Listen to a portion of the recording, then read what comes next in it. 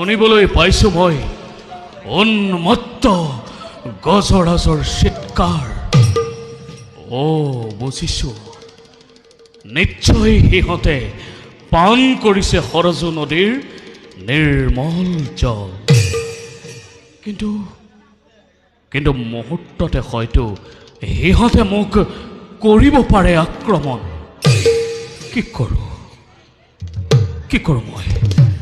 নাই নাই নাই নাই, যাওঁ আৰু কিছু দূৰ আগবাঢ়ি গৈ মই সিহঁতক বাধা দিয়াৰ ব্যৱস্থা কৰোঁ।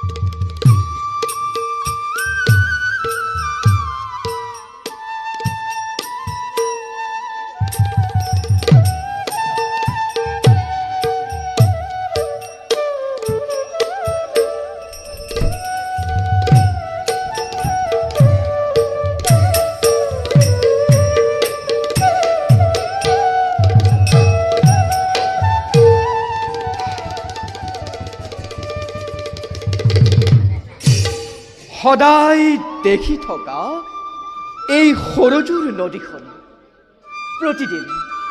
প্ৰতিদিনেই মোৰ সন্মুখত নব্য ৰূপত হয় প্ৰতিভাত।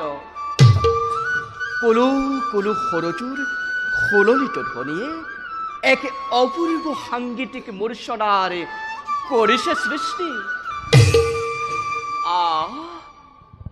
যেনিয়েই চাওঁ তেনিয়েই দেখা পাওঁ প্ৰকৃতিৰ ৰূপ মনোহৰ।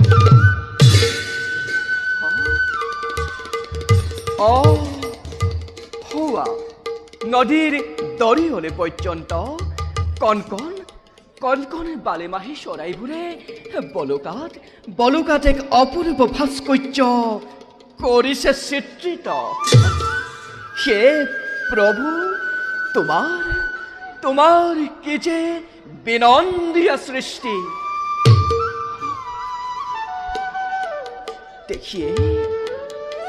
দেখিয়েই সৰজুৰ নান্দনিক ৰূপ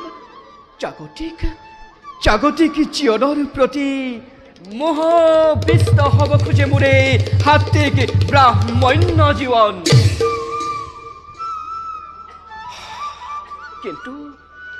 কিন্তু সেয়াও যে আমাৰ বাবে সুদূৰ পৰাহত। কাৰণ অন্ধ পিতা মাতাৰ দায়িত্ব এতিয়া আমাৰ হাতত। জীৱনৰ সৰহখিনি সময় তেওঁলোকৰ সেৱা শুশ্ৰূষাতেই পাৰ হয়। নিজৰ বাবে ভাবিবলৈ আহৰিয়েই নাই।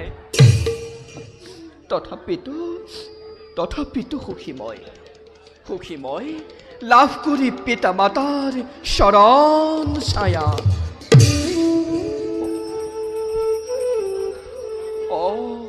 কিবা কিবিবোৰ ভাবি অবাবতে বহু সময় মই কৰিলো ব্যয়। যাওঁ, জললৈ ঘূৰি যাওঁ আশ্ৰমে আমাৰ। আপেক্ষিছে পিতা মাতাই অধীৰ আগ্ৰহে। যাওঁ।